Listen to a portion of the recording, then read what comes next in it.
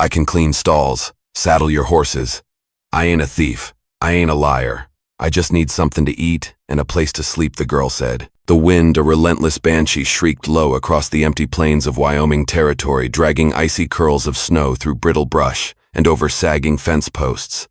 Above me, the sky was a pale, unforgiving wash of steel. In the distance, the mountains, stark and jagged, looked like the frozen bones of some ancient beast, a grim silhouette against the horizon. I, Jasper Stone, pulled my worn coat tighter around my lean frame, the fabric stiff with cold that seemed to seep into my very bones. My boots crunched on the ice as I stepped out onto the porch of my ranch house, the sound a sharp punctuation in the vast silence. A pale sun, a mere suggestion of warmth, hovered like a secret behind gray clouds, offering no comfort, no solace to my chilled spirit. I was 32, with the sharp, etched look of a man who had known more loss than gain, whose face bore the marks of battles fought and loved ones lost. 4 years ago, the war had stolen my youth, leaving behind scars deeper than any blade could inflict, wounds that festered in the quiet hours. That same autumn childbirth had claimed my beloved wife Lillian, leaving a chasm in my soul so vast and deep.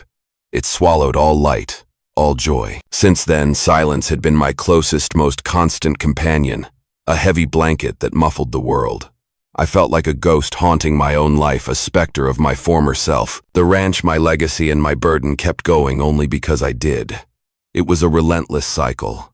Horses demanded feeding, fences cried out for mending, the land itself seemed to constantly demand my labor, my very essence. Grief, I had learned with bitter clarity, did not halt the relentless march of winter, and sorrow held no sway over hunger. The land stretched endlessly in all directions, wide and wind-battered, much like the desolate landscape within my own chest. I barely spoke these days, save for the occasional gruff word during a trip into town for feed or salt, or the rare stilted letter I penned to a distant relative, words as cold and stiff as my own heart. My voice felt rusty, unused, a forgotten instrument. Just this week, a desperate measure born of sheer exhaustion, a last-ditch effort, I had tacked a simple note at the post outside the Dry Hollow General Store. My handwriting was neat, the words stark and to the point, stripped of any unnecessary flourish. Farmhand needed. Room and food provided. Fair pay. Inquire at Stone Ranch. I hadn't expected much, not truly. My expectations had long since withered. Most folks were headed west, chasing the elusive glimmer of gold, or south, drawn by the promise of cattle trails, by the lure of an easier, softer life. Few I knew were looking to shovel dung in the unforgiving Wyoming snow, to face the brutal isolation I lived with daily, to share in my bleak existence. On the long, solitary ride back from town, my eyes, accustomed to scanning the vast emptiness for any sign of life, for any flicker of hope, had caught a movement. A girl, thin, impossibly young, perhaps 19, sat hunched on the stoop outside the bakery. She wore no shoes. Her feet, I noticed with a pang that surprised me, a sudden sharp ache, were wrapped in crude burlap and twine, already turning a frightening, angry shade of red from the biting cold. Her coat, too large and ill-fitting, looked as though it had been stripped from a dead man, a macabre shroud that barely offered protection. She said nothing, her chin tucked low, her eyes fixed on the dirt beneath her, as if trying to disappear into the very earth, to become invisible. But as my horse clopped past a slow, rhythmic sound in the quiet street, she looked up just for a second. Something in her eyes, blue-gray like thawing lake water, cold and deep, yet holding an unsettling stillness, stopped me cold. There was nothing in them. No plea, no fear, no desperate hope. Just silence. A profound, unsettling emptiness that mirrored my own, a void that resonated with my soul. I wrote on the image burned into my mind, an unwelcome intrusion into my carefully constructed solitude, a haunting presence. That night the wind howled harder, a mournful lament that seemed to echo my own inner turmoil, the unspoken grief that gnawed at me, a constant dull ache. Snow slapped against the windows like a phantom knocking at my door, a relentless chilling sound that promised no rest. I sat at the kitchen table, staring into the flickering flames of the fire, an old handkerchief clutched between my fingers, its soft fabric worn smooth with time, a relic of a happier past. Lillian had embroidered it with tiny, delicate forget-me-nots, her stitches a testament to her gentle spirit, to her enduring love. It had outlived her, a cruel irony that twisted in my gut, a constant reminder of what I had lost. I kept it in the chest pocket of my coat, always close to my heart, a constant, tangible reminder of what I had lost, of the void she left behind. I hadn't meant to think of the girl again, had tried to push her from my mind, to bury her image beneath the layers of my own sorrow, to forget. But hours later, as I brushed down the horses in the barn, the rhythmic swish of the brush, a familiar comfort, her image returned. Barefoot. Still. vulnerable. It stayed with me through supper, a silent, uninvited guest at my lonely table, and haunted my restless sleep. Her vacant eyes staring into my dreams, a silent accusation. A day passed. Then two. The sky outside my window darkened a bruised purple that promised more snow, a deeper chill. On the third evening, snow began to fall in thick, silent flurries, cloaking the land in a slow-moving, suffocating shroud, burying the world in white, erasing all color. I was carrying a bale of hay toward the barn, the heavy weight familiar and comforting on my shoulders when I heard it. A knock. Faint. Almost nothing, just a whisper against the wind. Then again a little stronger, more insistent. My heart long dormant gave a startled thump against my ribs, a sudden unfamiliar beat, a flicker of something akin to hope. I opened the barn door, my breath catching in my throat, a strange anticipation gripping me. There she stood, the girl.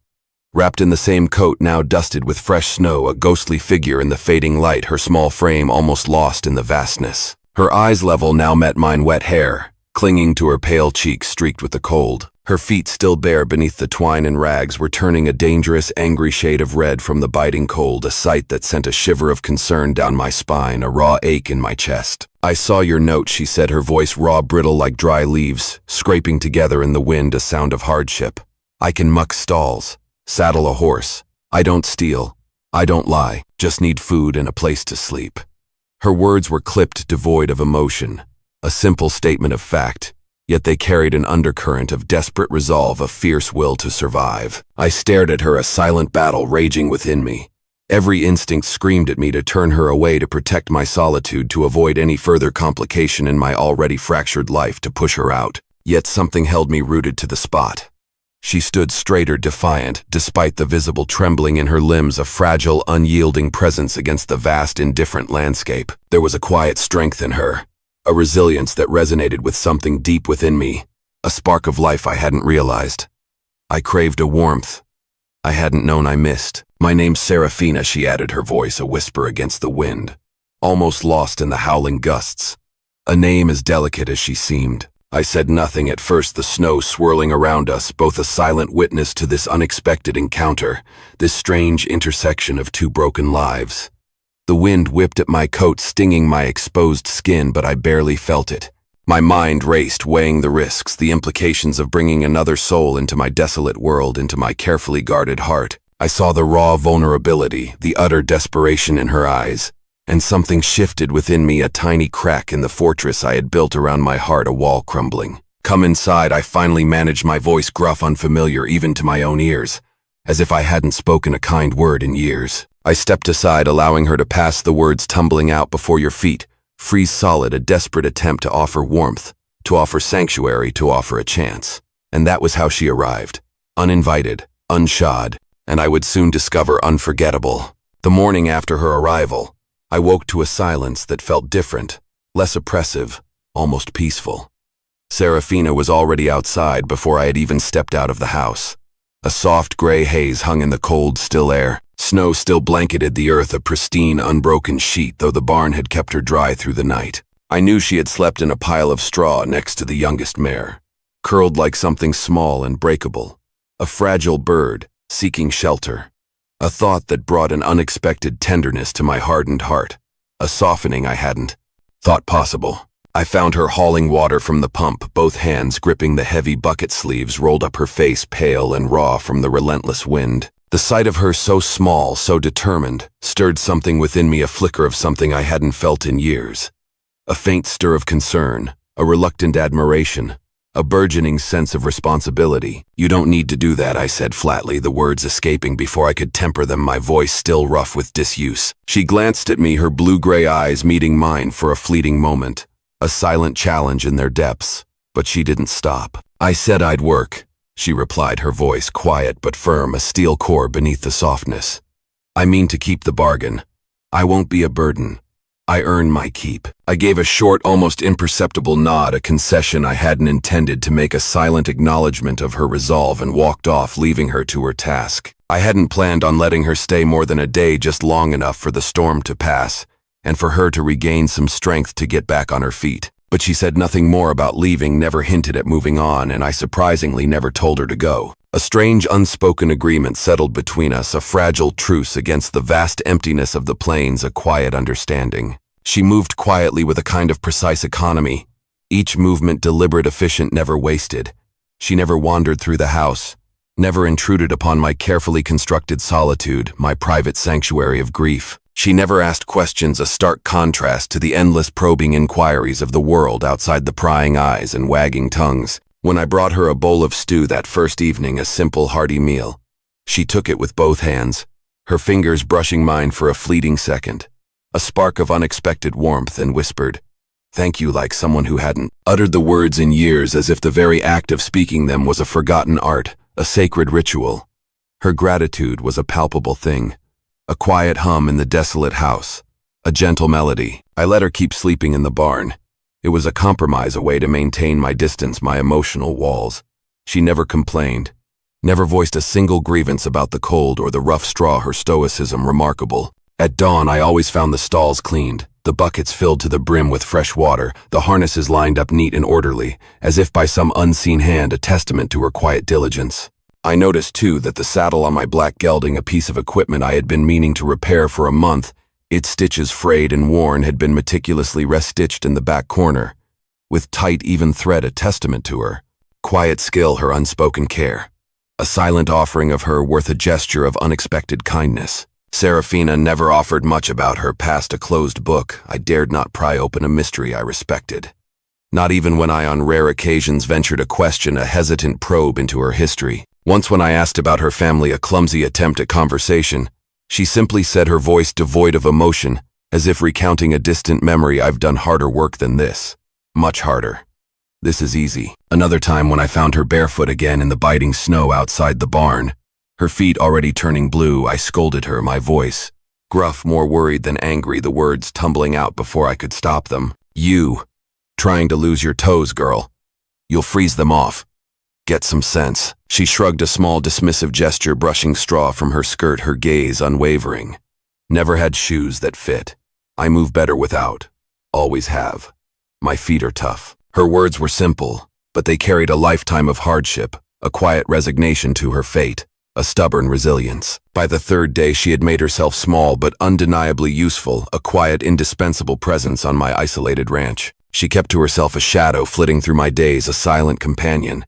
But she brought warm water into the house when she saw the fire had gone out, anticipating my needs before I even recognized them myself. She didn't speak unless spoken to, but her eyes, those unsettling blue-gray eyes, noticed everything, missing nothing. I began to leave small tasks undone, almost imperceptibly, a silent test, just to see if she would catch them. She always did, a silent testament to her keen observation and quiet diligence, her unspoken commitment, her quiet dedication. I found myself watching her more than I meant to, a silent observer of her every movement, every subtle gesture. The way her slender fingers moved when she twisted rope, a delicate dance of strength and precision, a quiet artistry. How she paused before opening a door, a momentary hesitation, as if expecting something bad, some unseen danger to lurk behind it, a habit born of past trauma. There was a softness in her, a vulnerability when she thought no one was looking, a fleeting glimpse of the girl beneath the hardened exterior. When she knelt to pet the dogs, her touch gentle and reassuring, or stood still at twilight, staring into the distant purple hills, a profound yearning etched on her face, a longing for something beyond the horizon, something she dared not name. A quiet sorrow. Still I remained distant, a fortress built of grief and solitude, my heart locked away.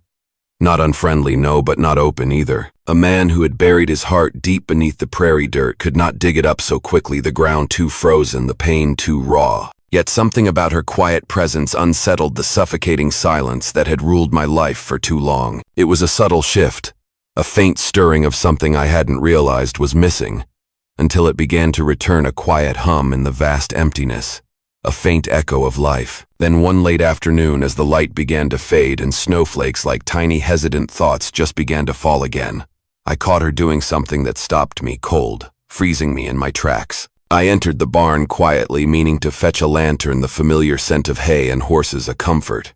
What I saw made me freeze in the doorway, my breath catching in my throat, my heart pounding a sudden erratic rhythm. Serafina sat on a bale of hay, needle and thread in hand, her concentration absolute, her brow furrowed in focus. She had my old coat, the one with the torn cuff and worn elbows, laid carefully across her lap, a familiar sight. Slowly, meticulously, gently, she was stitching the fabric closed using dark thread and deliberate practiced movements, each stitch a tiny act of repair. But the thread was not ordinary.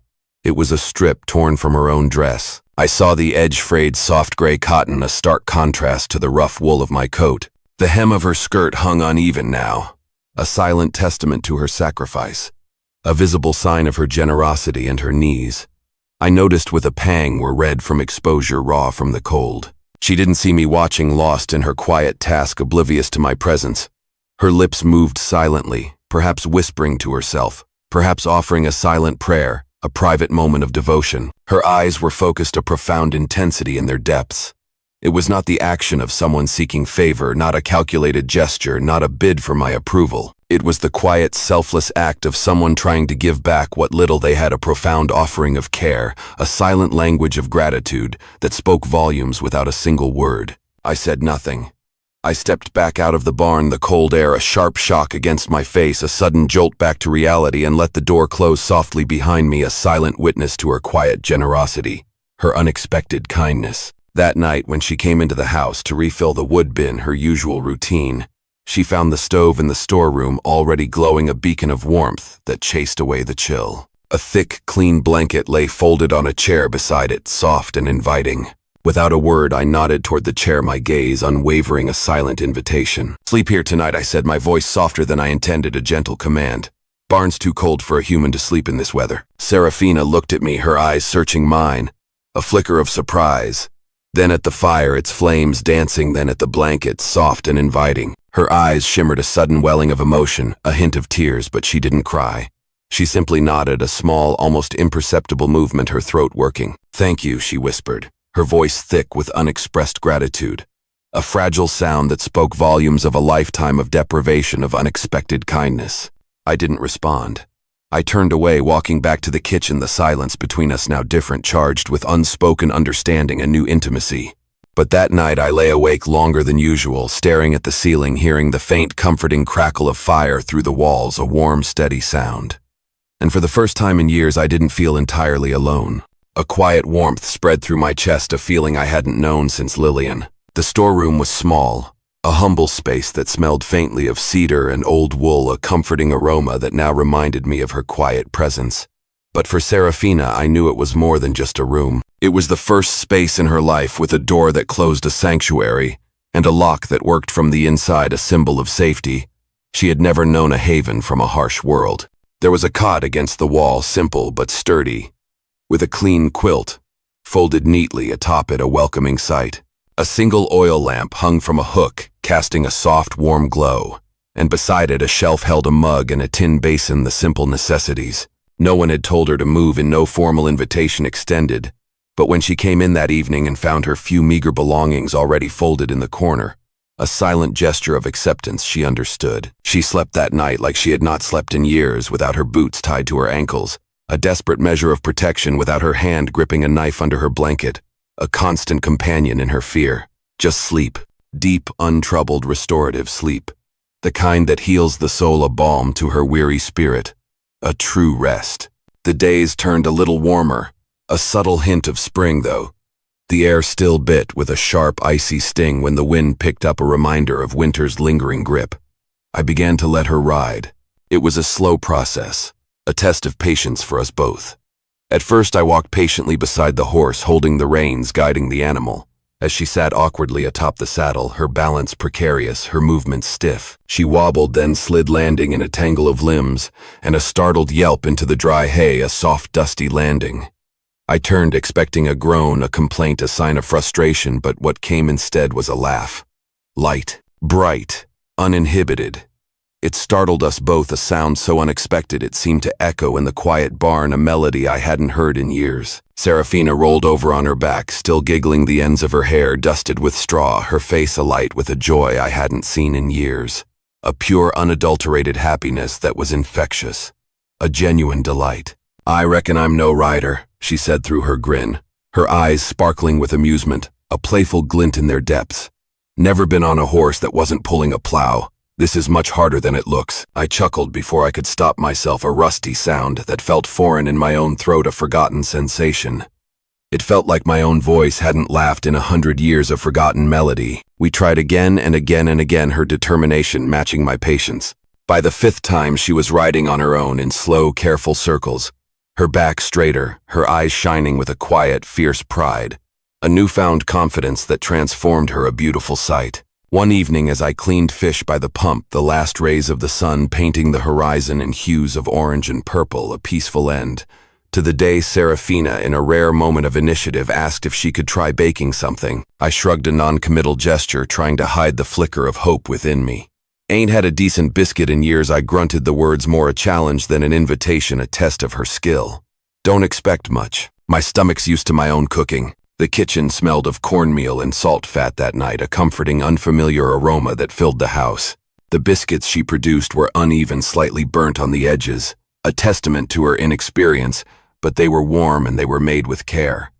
But when I took a bite, a hesitant, cautious nibble, my eyes widened. I paused, savoring the taste, then reached for another, a silent acknowledgement of their unexpected deliciousness. Serafina leaned forward, watching me, her gaze intense, hopeful, waiting for my verdict, her heart in her eyes. "Well," she asked, her voice barely, a whisper laced with anticipation.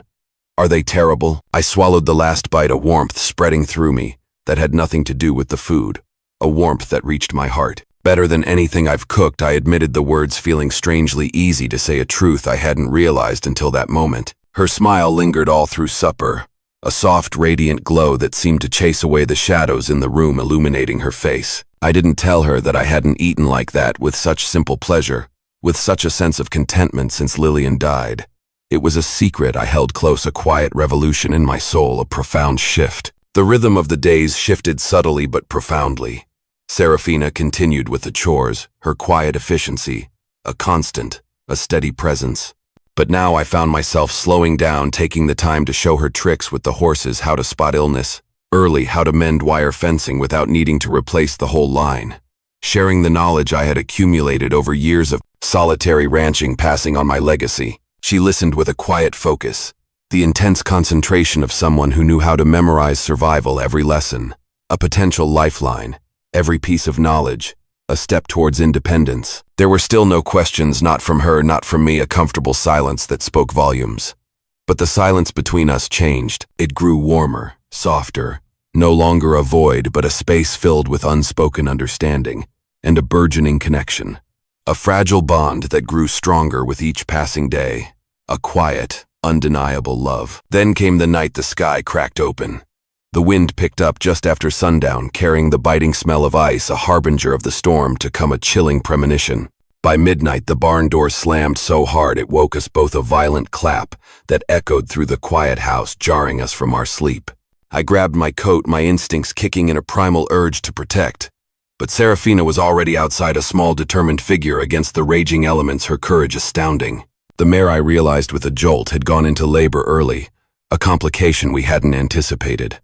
The foal was stuck, legs bent awkward, a desperate struggle for life, a heartbreaking sight. I reached her just as she knelt down, her bare arms already working under the mare's belly, her movements swift and sure despite the frantic urgency of the situation, her hands moving with an almost instinctual grace. "She's breathing wrong, Serafina," muttered, her voice tight with concern, her brow furrowed in concentration. "She's straining. We have to help her, Jasper. She's in pain." "Let me," I began, my hand reaching out, wanting to take control, to protect her from the messy reality of birth and death, from the potential heartbreak. But she shook her head, a quick, decisive movement, her eyes fixed on the mare, a fierce determination in their depths. "I can do it," she said, her eyes meeting mine, a fierce resolve in their depths, a quiet strength that defied her small stature. "Just hold the lantern steady. I've seen this before. I know what to do." I held the light, its flickering glow illuminating her trembling hands as she worked, whispering something low and steady to the mare, a calming cadence that seemed to soothe the distressed animal, a gentle comfort. Finally, with a last desperate push, the foal slipped free, slick and shivering, a tiny, vulnerable life, a miracle born of struggle. Serafina pulled the newborn close, wiping it clean with a scrap of cloth, her touch infinitely gentle, infinitely tender. She cradled it like a child, a profound tenderness in her embrace, a maternal instinct I hadn't known she possessed. The mare nickered weakly, a soft sound of exhaustion and relief nudging her newborn. Serafina leaned her forehead against the horse's flank. Her eyes closed, a silent moment of profound connection, a bond forged in shared struggle. I said nothing. I only watched, a silent witness to her strength and compassion, a new admiration blooming in my chest, a feeling that transcended mere respect, deepening into something more profound, something akin to awe. The next morning, the sun broke through the frost-covered glass of my window, casting long, pale shadows across the floor, a new day dawning. Serafina woke to the comforting smell of firewood already burning in the stove beside her cot, a warmth that seeped into her bones, a warmth I had provided. When she opened the door to the hallway, she nearly tripped. A pair of boots sat neatly outside her room, a silent, offering a gift from my heart. Not just any boots, handmade, stitched from real hide, the leather soft and supple, crafted with care. The soles were lined with warm wool, and they were small, perfectly fitted for her feet, a testament to my careful observation, my quiet attention to her needs, my unspoken affection. She stared at them for a long time, her heart swelling with an emotion she couldn't name, a mixture of disbelief and profound gratitude. Then slowly she knelt down. One hand reached out, trembling slightly, as if afraid to touch something so precious, so unexpected. She ran her fingers along the seams, tracing the careful stitches, a profound sense of wonder filling her. Then slowly she brought her hand to her chest, pressing it flat against the place where her heart beat, a silent acknowledgement of the gift's true meaning, a gesture of deep appreciation, a silent vow. No one had ever made anything for her before. Not like this. Not out of care. Not out of gentleness. Serafina didn't try them on. Not yet. She picked them up, carried them back inside, and placed them carefully beneath her cot, where she could see them every night before she slept. A tangible symbol of safety and belonging, a constant reminder of my unspoken promise, a beacon of hope in her dark past. The wind rattled the shutters, a familiar, mournful sound that had once been my only companion. Somewhere out on the range, a coyote howled long and hollow, a lonely cry that echoed my past. Inside, the fire burned low, casting flickering shadows on the wooden walls, a dance of light and dark. It was near midnight when I stirred in my bed, half awake, unsure what had pulled me from sleep. Then I heard it, a muffled cry, not loud but sharp, like someone had been wounded in their sleep, a sound that pierced the quiet of the night. My heart, now accustomed to its new, unsettling rhythm, quickened, a frantic drum against my ribs. I grabbed my coat, my mind instantly alert, a surge of adrenaline coursing through me, and stepped into the hallway. The light under Serafina's door was gone, but the cry came again, quieter this time, a soft, broken sound that tore at my heart. I opened the door gently, a sliver of light from the hallway lamp illuminating the small room. She sat on the floor, knees drawn to her chest, arms wrapped around them, trembling violently, her body racked with silent sobs. Her blanket was discarded nearby, tangled like she had fought it, a silent struggle in the darkness. Her shirt hung loose, and as she shifted to face me, the lamp I held cast its glow across her back. A jagged scar ran from her left shoulder down to her spine, long, pale, and rough. Old but clearly not forgotten, a brutal testament to a past I could only imagine. She turned quickly, startled, her eyes wide with fear like a cornered animal. Her breath came in quick, ragged bursts, like she had been running in a dream, fleeing some unseen horror. "I'm fine," she whispered, her voice barely audible, a desperate attempt to reassure me, to hide her pain, to maintain her composure. I didn't move, my gaze fixed on the brutal mark, a cold fury rising within me. My voice came quiet, a low rumble filled with a concern I hadn't realized I possessed, a protective instinct that surged through me. "What happened to you, Serafina? Tell me. Please." Serafina hesitated, her eyes darting around the room, searching for an escape, a way to avoid the painful truth. Then, as if the weight of silence had finally pressed too long, as if the dam holding back a lifetime of pain had finally broken, she spoke, her voice flat, devoid of emotion, as if recounting a story that belonged to someone else. A distant, horrifying memory. "My mother was Apache. My father was Mexican. They met when she was being pushed off her land, her people scattered like dust, their lives uprooted. He worked the railroads, came north, chasing work, chasing a dream, a better life.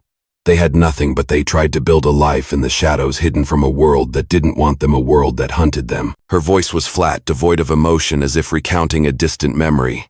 "They were caught. Father got hanged for stealing a mule he never touched, a cruel injustice, a brutal end. Mother, they sent her south. I never saw her again. They tore us apart. I was just a child." She stared into the corner of the room, her gaze distant, fixed on a past I could only imagine, a past filled with unimaginable suffering. I got sold to a rancher in Utah. White man said I could cook and clean and stay in the barn. I was 12. Just 12. Her voice hardened a brittle edge to it, a flicker of defiance. By 16, I knew better. He whipped me once for dropping a plate. That she nodded at the brutal scar on her back, her fingers tracing the jagged line, was the second time. He was a monster. My jaw tightened, a muscle clenching in my cheek. A cold fury rising within me, a desire for vengeance. I hadn't felt in years, a primal urge to protect her, to destroy anyone who would harm her. I played dead during a fire, she continued, her voice gaining a strange strength, a quiet defiance, a testament to her will to survive, to her cunning. Rolled under the boards, let the smoke blacken my face. They thought I burned. They left me for dead. I was just a pile of ash to them. A ghost of a smile, grim and humorless, touched her lips, a painful memory. I walked 3 days barefoot before I begged for bread again. 3 days of ice and rock with nothing but the clothes on my back. She looked up, then meeting my eyes, a raw vulnerability in their depths, a desperate plea for understanding, for acceptance, for a place to finally rest. My name ain't Serafina. I don't remember my first one. The last person who called me anything kind died too soon. I've been running ever since. Running from everything. The silence that followed was deep and wide, filled with the weight of her suffering, the echoes of a life. I could barely comprehend, a life of unimaginable hardship. I didn't ask anything else. There was nothing more to ask. Her words had painted a picture more vivid than any I could have imagined, a tapestry of pain and survival. A story that broke my heart and ignited a fierce protectiveness within me. I stepped back without a word, my heart heavy, with a new understanding, a profound empathy, and closed the door softly behind me, leaving her to her memories, to her pain, but with the silent promise of protection, a vow I would keep until my last breath. The next morning, driven by an impulse I couldn't explain, a sudden overwhelming need to act, I went into the old shed near the corral. There, under a dusty tarp, lay a bundle of thick oak planks, wood I had never touched since that spring 4 years ago, when I had planned to build a cradle for a child who had not survived the birth, for a future that had vanished before it began. It was a painful reminder, a monument to lost hope, a symbol of my own shattered dreams. I worked through the day, saying little, my hands moving with a purpose they hadn't known in years, a renewed sense of meaning, a quiet determination. By sunset, a frame stood in the corner of Serafina's room, heavy, sanded, smooth, sturdy as the earth itself. A real bed. Not a cot. Not a pile of hay. A bed made by a man's hands for someone he meant to protect, a silent promise, etched in wood, a tangible expression of my commitment, a foundation for a new life, a place of safety and comfort. That night, as she stood staring at it, her eyes wide with disbelief, her face a mixture of awe and wonder, I stood in the doorway, arms folded, watching her reaction, my heart pounding with anticipation, a nervous flutter I hadn't felt in years. It won't break, I said, my voice low and firm, a solemn vow. Not ever.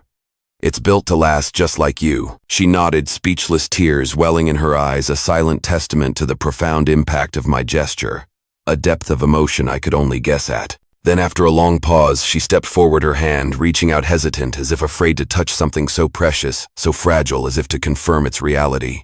I took her hand gently in mine, my calloused fingers brushing over hers, a rough against soft warmth, a comforting touch. I didn't speak. I didn't need to. My grip tightened, not rough but firm, a promise, not a question, a weight, not a comfort. You don't have to run anymore. The words hung unspoken in the air between us, a silent understanding that transcended words, a bond forged in shared pain, and unspoken hope, a future beginning. The snow began to melt in patches, revealing the muddy dirt roads and the deep hoofprints that led in and out of town, signs of life returning, of winter's grip loosening. With spring's approach came longer daylight, and along with it, tongues loosened by too much time and too little business, the whispers beginning to spread. At first it was just glances, a few men tipping their hats with smirks that didn't quite reach their eyes, a chilling sign of unspoken judgment, of condemnation. A pair of women who used to nod politely now turned their backs as I passed through the general store, their disapproval palpable, their faces averted their gossip. A tangible thing, a venomous cloud. One morning at the feed shop, the clerk tossed a sack of oats down with a thud and muttered under his breath, "Shame. What kind of girl a man brings into his house these days? A half-breed, ain't she? A wild one." My eyes narrowed, a cold fury simmering beneath the surface, a protective rage that threatened to erupt. But I said nothing, choosing my battles, knowing this wasn't the time or place to unleash my anger. It didn't take long for the talk to spread like a prairie fire, consuming everything in its path. Folks whispered of the girl in my barn, called her half-blood, wild blood, Apache, their words laced with venom, with prejudice. Some called me soft, others godless, their judgment harsh and unforgiving. But the worst, the most insidious, called her a possession. Something I had bought, not saved, stripping her of her humanity, reducing her to property, to a thing. Serafina, sensing the shift, the growing hostility, stayed on the ranch, never asking to go into town, never wanting to face the stares and whispers, the cruel judgment. She could feel it in how the dogs barked harder when riders passed too close, a protective instinct.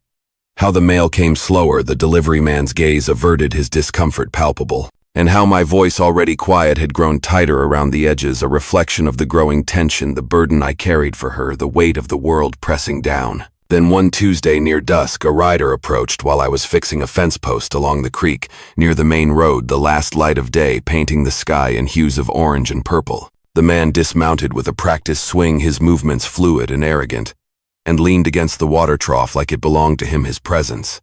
An immediate affront, a challenge. "Well, I'll be damned," he said, spitting to the side, a crude gesture, his eyes raking over me. "Thought you looked familiar. You got a new little pet, do you? A pretty one." I eyed him, my gaze unwavering, my hand instinctively going to the knife at my belt. Dusty boots, a long worn coat, a battered hat pulled low. I knew the kind. Ranch, hand trail boss. A man who had lived too long by the whip and too little by his conscience. A predator, a scavenger, a bully. "You got a problem, I ain't in the mood," I said, my voice low and dangerous. A warning that vibrated with suppressed violence. The man grinned, a sneering, unpleasant twist of his lips. "She yours now, little one, with the mouth shut tight and them dark eyes, I remember that girl. Quiet but not dumb. Took a beating better than most. A real spitfire once you break her. I'll take her off your hands, old man." His eyes, cold and calculating, raked over me, then back towards the house, a predatory glint in their depths. "She ran off, you know. Belongs to a ranch 3 counties over. They got claim on her property papers and all. Hell, she probably told you a sob story. They always do. But she's mine to collect. I'm taking her back. Right now." I didn't blink. My gaze remained fixed on him, unwavering, a silent challenge that promised retribution. "She ain't for sale. And she ain't going anywhere with you. Ever. Not while I draw breath." My voice was flat, final, leaving no room for doubt. The man shrugged, a dismissive gesture, a sneer twisting his lips. "That ain't your choice, old man. She's property. And I'm here to claim what's mine." And then in a single swift motion, my fist connected with the man's jaw. There was a sickening crunch, a snap of bone and cartilage that echoed in the quiet evening, a sound of brutal impact. Blood sprayed across the weathered wood of the trough, a crimson stain against the pale wood. The man stumbled back, groaning, a choked sound of pain, crumbling to his knees, his arrogance shattered, replaced by shock and agony. I stepped forward, my fists still clenched, my body vibrating with a cold protective rage, a primal fury that burned in my eyes. "She belongs here," I said coldly, standing over him, my shadow falling over his crumpled form. A menacing presence. "And you don't have enough land in this whole territory to bury your body if I ever see you again on my land. Understand, this is your only warning." The man looked up, blood dripping from his nose, his eyes wide with a sudden dawning fear, a terror that replaced his arrogance. He scrambled to his feet, a desperate, clumsy movement, and staggered toward his horse, his body racked with pain.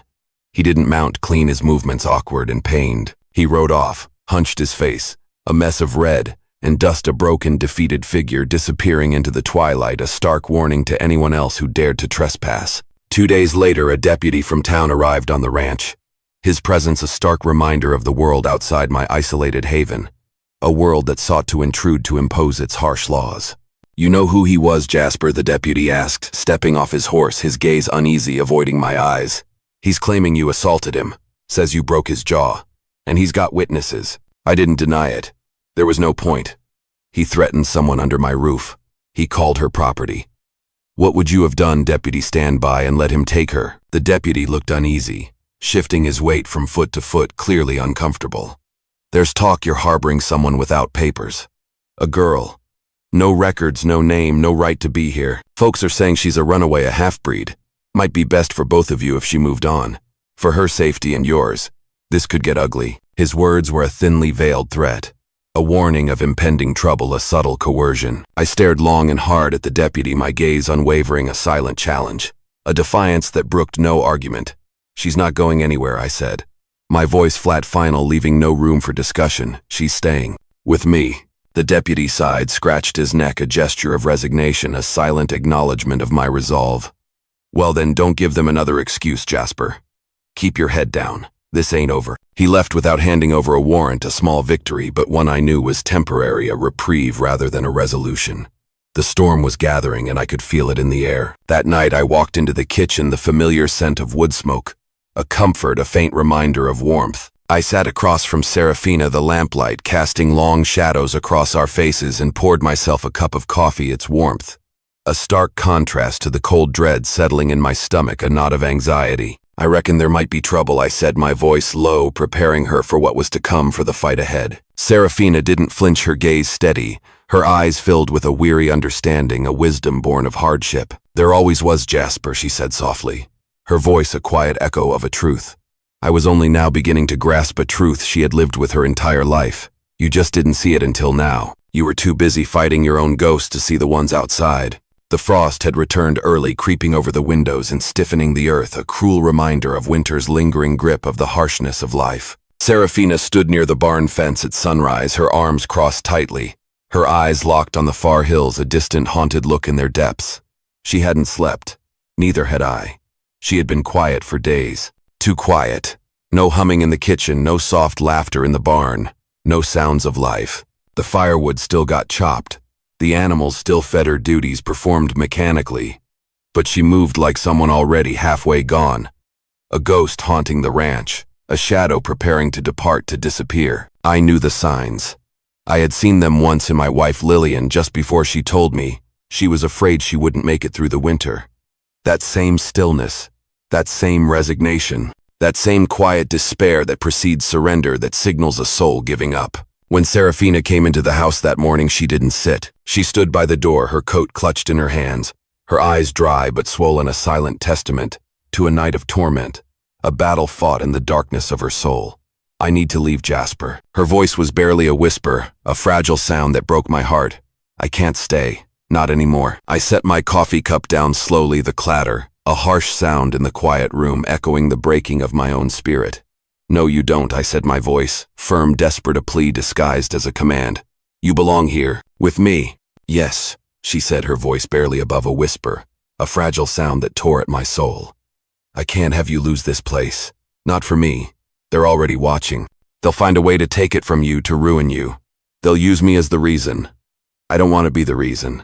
I won't be that burden. I won't be your downfall. You are not the reason for anything wrong here," I roared, standing, my fists clenched at my sides, a surge of protective fury coursing through me, a desperate attempt to make her stay, to make her see her worth. "You are the only thing that's been right in this damn place since Lillian died. You brought life back into it. You don't get to decide that," she cried, her voice breaking, the tears glistening in her eyes, a raw vulnerability in their depths, a painful truth. "I walked into your life barefoot, astray, a nobody. People see me and they see a problem you didn't ask for. They see a stain on your name, a reason to take everything from you. They see what they want to see. I don't give a damn what people see," I thundered, stepping closer, my voice rough with desperation, my heart aching with a pain that mirrored her own. "I only care what I see, what I know, and I know you belong here. With me. You are my home." "But I do," she cried, her voice breaking, the tears finally spilling down her cheeks. A torrent of pain and despair. A lifetime of running, of hiding. I've lived my life running, hiding. I won't be the reason you lose everything you've built, everything you have left. I won't be the cause of your ruin. I can't be. So what I demanded, stepping closer, my voice rough with desperation, my heart aching. "You walk out in the cold again. Where to this time? Another kitchen. Another barn. You think I sleep better. Not knowing if you're dead in a ditch somewhere, you think I can go back to that empty silence after knowing you, after seeing you. Smile after hearing you laugh, after feeling alive again." My voice cracked raw with emotion, a desperate plea. "I can't, Serafina. I can't. I won't survive it. I'd rather be nowhere than be what ruins you," she said, her voice a desolate whisper, the finality of her words cutting like ice, sharper than any blade. a sacrifice she believed she had to make, a heartbreaking decision. The silence that followed was deep and wide, filled with the echoes of her pain, and my own helplessness, a suffocating void. I walked past her out to the small storage trunk near the door. I opened it, the lid creaking a mournful sound, and pulled out a worn leather saddlebag. Inside, I carefully placed a wrapped loaf of cornbread, a tin of dried meat, and a small pouch of coins. What little spare I had, a meager offering, but all I could give, a desperate provision for her journey. Then, without looking at her, my hand reached into my coat pocket, and I took out the handkerchief, white, embroidered with faded blue forget-me-nots. Lillian had sewn it the year before she died, a cherished relic of a lost past, a piece of my soul. I folded it once, then again, and tucked it into the bag, a piece of my heart going with it, a silent farewell, a final offering of love, a desperate hope she would return. I handed the bag to Serafina. She stared at the bundle like it weighed more than a horse saddle, its significance far outweighing its contents, a symbol of my love and my despair. Her hand reached out slowly, her fingers brushing the worn leather. Then her breath broke a ragged gasp. Tears slipped down her cheeks, hot and silent, a torrent of unexpressed grief and gratitude. A final farewell, a silent breaking of her heart. She didn't say thank you. She didn't need to. Her tears, her broken breath spoke volumes. She turned and walked out without looking back.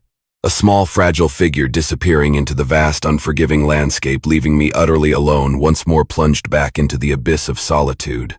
A darkness I thought I had escaped. That night I sat in the kitchen with the lamp burning low, its feeble light doing little to dispel the overwhelming darkness that had returned.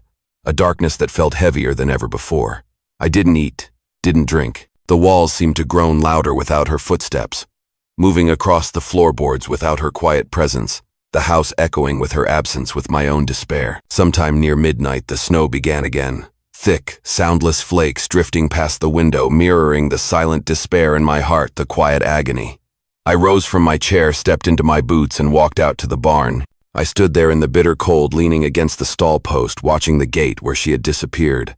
A silent vigil, a desperate hope against all odds. I stayed all night, a frozen monument to my regret, to my loss, to the love I had let slip away, to the life I had lost. By morning the sun rose pale and uncertain, a weak, hesitant light that offered no warmth, no comfort. By the time I dragged myself back inside into the storeroom, the bed I had built for her lay untouched, a stark reminder of her absence, a monument to a love that had fled. The fire in the stove had long gone out, leaving only cold ashes, a symbol of my dying hope. But near the door, just where I had left them, the boots I made for her were still there, still warm, a silent testament to a hope I refused to abandon, a flicker in the darkness, a last shred of faith that she would return. The snow came early that year, fierce and unrelenting. It buried the hills, froze the troughs, turned the earth hard as iron. The ranch, once humming with a quiet routine, fell into disrepair, a reflection of my own broken spirit, my utter despair. I moved through it like a ghost, a hollow shell of my former self. I no longer spoke to the animals, no longer found comfort in their presence. I let the hay run low, the horses growing thin, their ribs showing. The fence on the south ridge leaned for days before I even noticed, and even then I only stared at it, then turned away, the will to mend it gone, replaced by a crushing apathy. Horses fell sick. The barn roof leaked. I stopped patching it, letting the elements reclaim what I no longer cared to protect. I ate little, slept, less haunted by her absence, by the ghost of a love I had let slip away. The fire in the stove barely lasted through the night, a dying ember of warmth mirroring the dying embers of my own life, my own will to live. I told myself she had made her choice, that she was safer wherever she had gone, that this was for the best, a lie I repeated to myself, endlessly trying to numb the pain. But the silence she left behind was not the silence of peace. It was hollow dead, a suffocating void that threatened to consume me, to swallow me whole. Some nights I sat outside on the porch, wrapped in a blanket, listening to the wind move across the frozen pasture, a mournful lament, wondering if maybe she had never existed at all, if she had been nothing more than a figment of my lonely imagination, a cruel dream, a phantom hope. Then one afternoon, gray, cold, brittle, a day that felt like all the others, a day I expected nothing from, I heard it. 3 knocks. Soft, barely audible over the creak of the windmill.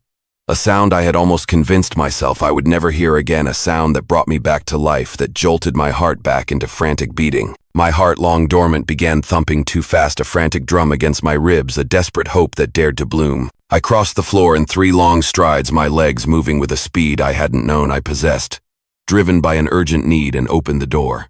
There she was, Serafina.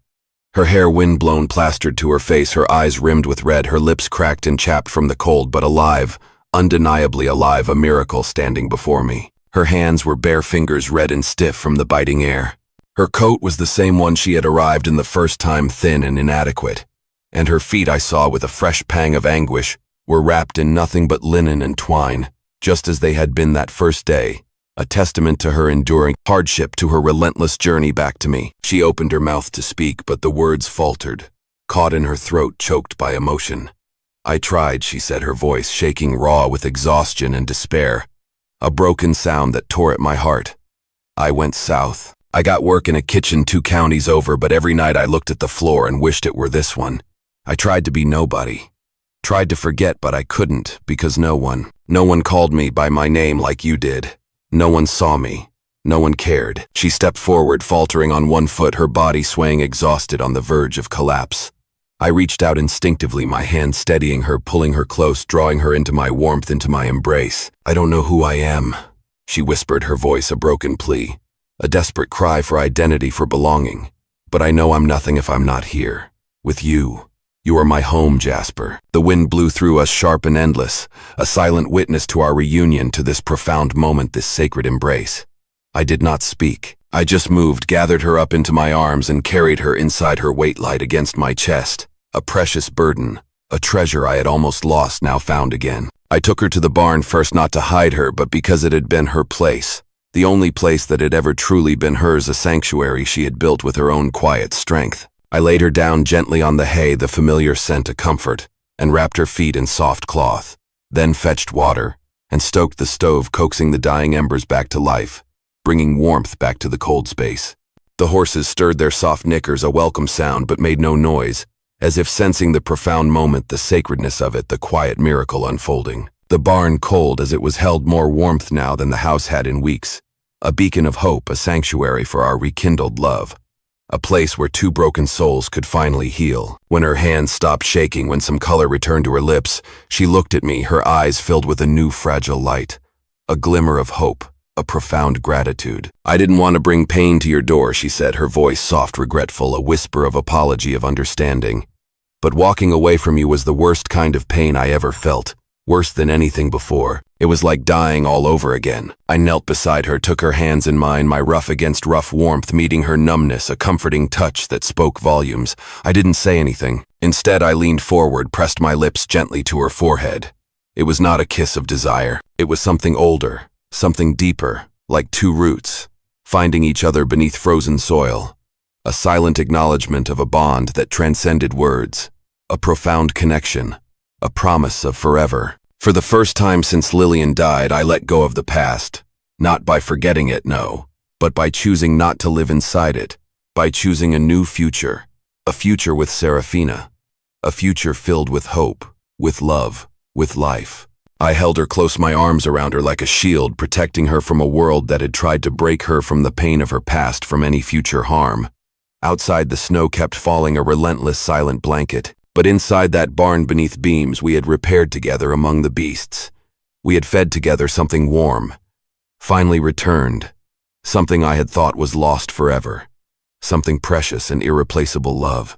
The thaw came late that year, but it came. The rivers cracked open like veins beneath the hills, their waters rushing, a sound of renewal, of life returning, and green finally pushed through the frost, a vibrant promise of new life, of a new beginning. With spring arrived a reckoning.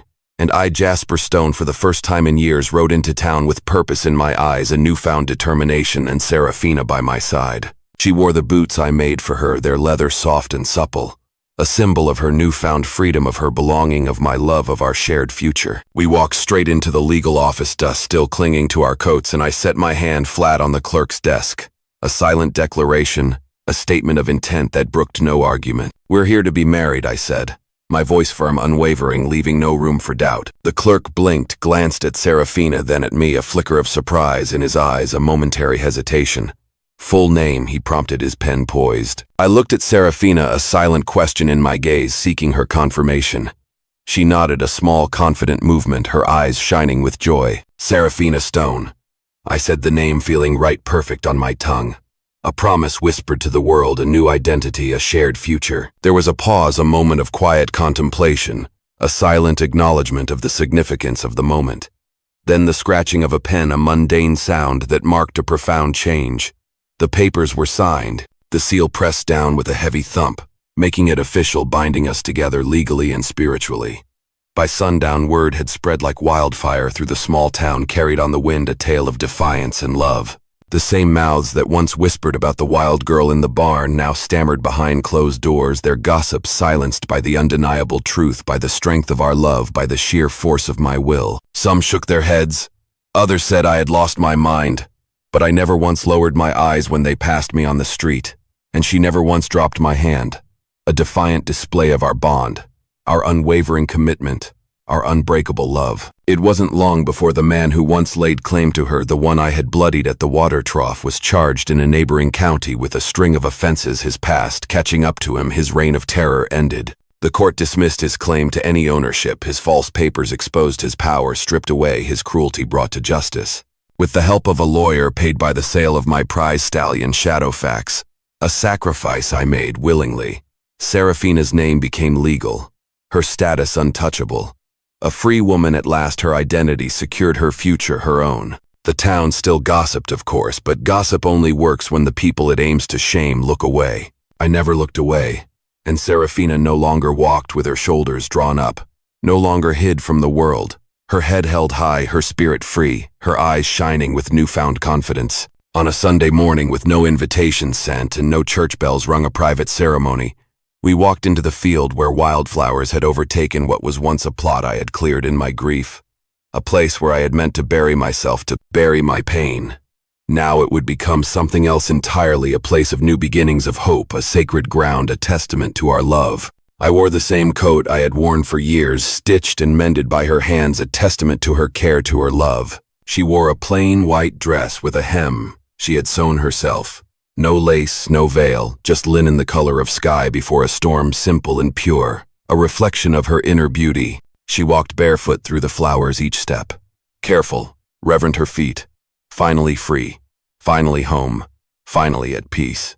Around her yellow and purple blooms bent in the wind, a vibrant living tapestry, a celebration of life, of love, of our future. I stood waiting beneath a crooked cottonwood, its branches reaching like gnarled fingers. My old dog beside me, the one that had snarled at everyone except her. A loyal companion, a silent witness to our love. When she reached me, I took both her hands in mine, my grip firm and reassuring, a promise in my touch, a silent vow. I have no ring, I said quietly, my voice thick with emotion, a simple truth but one that held immense weight. I never needed one, she replied, her eyes shining with love. A love that needed no material symbol, a love that was its own promise, its own unbreakable bond. There were no vows read aloud, no audience but the earth, the sky, and the silent, watchful trees. Just a promise in the way we stood, still firm hand in hand, a silent covenant, a bond unbreakable, a love that defied all odds, all expectations. Afterward, we sat in the field and shared bread and apples, simple fare, laughing at nothing and everything. The sound of our combined laughter echoing across the plains, a melody of joy, a symphony of happiness, a testament to our new life. That night, Seraphina stood on the porch watching the last light fade from the hills, painting the horizon in hues of deep purple and orange. A beautiful end to a perfect day, a peaceful twilight. I came up behind her, slipped my arm around her waist, drawing her close, her body fitting perfectly against mine. You warm enough? I asked, my voice a soft murmur, a gentle concern. She leaned into me, her body relaxing against mine, a sigh of contentment escaping her lips. I'm home, she said. The words of balm to my soul, the sweetest sound I had ever heard, a truth whispered on the wind, a promise fulfilled. I was a man who had lost everything. She was a girl who came with nothing but bare feet and silence. But from two hearts scarred by fire and frost, we built a home, a life, and the only thing no one could ever take, love. And that's the story of Jasper and Seraphina, two souls the world nearly buried who chose each other before the world could say no. If this tale stirred something in your heart, if you felt the snow, the silence, the slow-burning love that defied shame and winter alike, then this is only the beginning. Subscribe to Wild West Love Stories to hear more unforgettable romances from the untamed frontier. Stories where bullets missed but hearts didn't. Where the lonely found love in places no one thought to look. Tap that bell, join our campfire, and remember, love like the land always finds a way. Enjoying these epic Wild West stories? Hit subscribe for more gripping tales of bravery, conflict, and unexpected heroes. Now tap the video on screen to experience a story with a twist you'll never forget.